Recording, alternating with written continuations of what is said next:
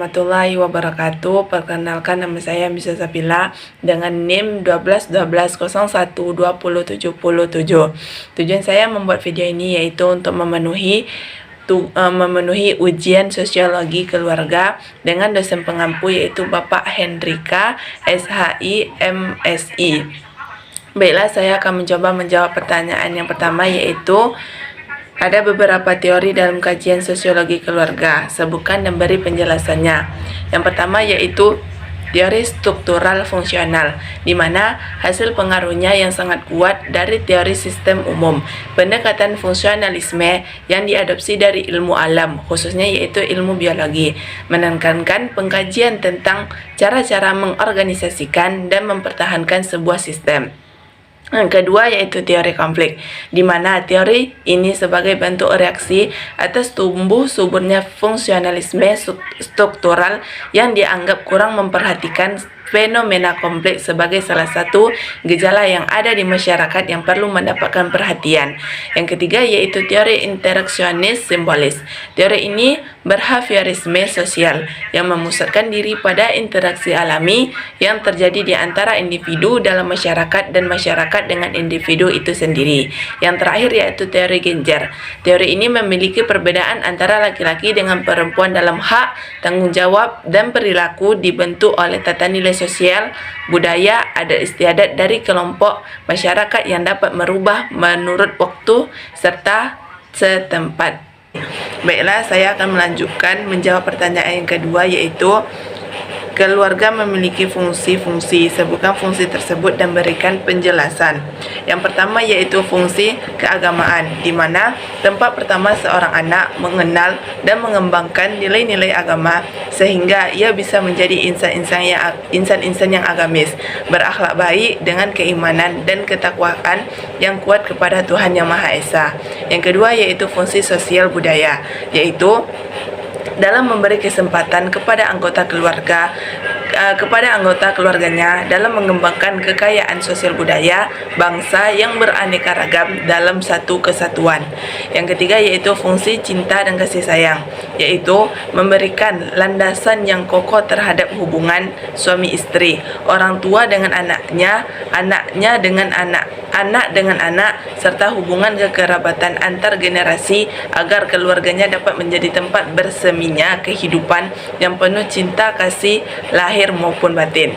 Yang keempat yaitu fungsi perlindungan sebagai tempat berlindung keluarganya dalam menumbuhkan rasa aman dan tentram serta kehangatan bagi setiap anggota keluarganya. Yang kelima yaitu fungsi reproduksi dalam perencanaan untuk melanjutkan keturunannya yang sudah menjadi fitrah manusia sehingga dapat menunjang kesehatan umat manusia secara universal. Yang terakhir yaitu fungsi sosialisasi dan pendidikan, di mana dalam memberikan peran dan arahan kepada keluarganya sehingga dapat menempatkan diri secara serasi, seimbang, sesuai dengan aturan dan daya lingkungan yang setiap saat selalu berubah secara dinamis.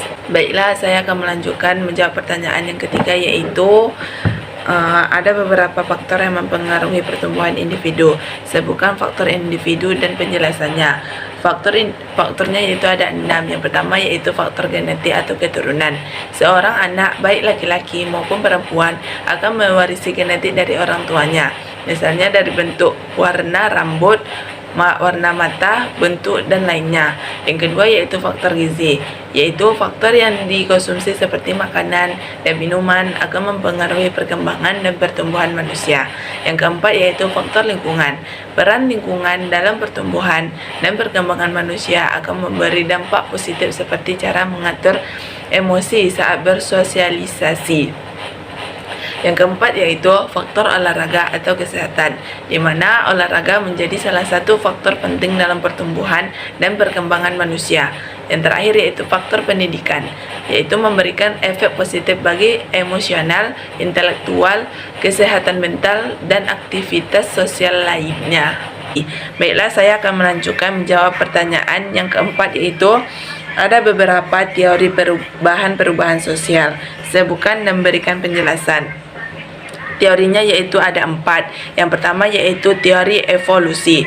Teori ini terbagi menjadi 2. Yang pertama yaitu teori evolusi linear yang beranggapan bahwa perubahan sosial memiliki arah tetap setia, tahapan yang sama. Sementara itu, yang kedua yaitu teori evolusi multilinear, memandang bahwa perubahan sosial memiliki arah tetap. Namun nyatanya masing-masing masyarakat tidak harus mengikuti tahapan yang sama. Yang kedua yaitu teori siklus, melihat adanya sejumlah tahap yang harus dilalui oleh setiap masyarakat.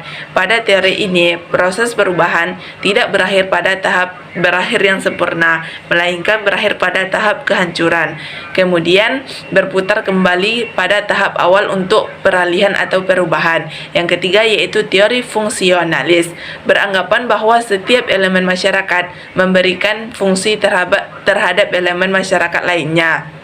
Yang keempat yaitu teori konflik, di mana teori ini memandang konflik yang terjadi antar kelompok, antar kelas sosial merupakan sumber paling penting dan berpengaruh dalam sebuah perubahan sosial. Baiklah, saya akan melanjutkan menjawab pertanyaan yang terakhir, yaitu ada beberapa proses terjadinya perubahan sosial. Sebutkan dan beri penjelasan. Yang pertama yaitu difusi, yaitu proses penyebaran berbagai unsur pembentukan sosial dan kebudayaan, yakni berupa hak, keyakinan, dan lainnya. Yang kedua yaitu prosesnya yaitu akulturasi, di mana proses perubahan sosial yang terjadi karena masuknya suatu kebudayaan asing ke dalam sekelompok masyarakat, sehingga unsur budaya asing itu diterima disesuaikan dengan kebudayaan asli masyarakat tertentu. Yang ketiga yaitu asimilasi, di mana proses perubahan sosial yang timbul jika ada dua individu atau kelompok dengan latar belakang budaya yang berbeda kemudian berinteraksi dalam jangka waktu yang lama. Yang terakhir adalah akomodasi, di mana proses perubahan sosial yang menunjukkan bahwa keseimbangan dalam hubungan sosial antar golongan yang berkaitan dengan norma atau nilai yang berlaku di masyarakat.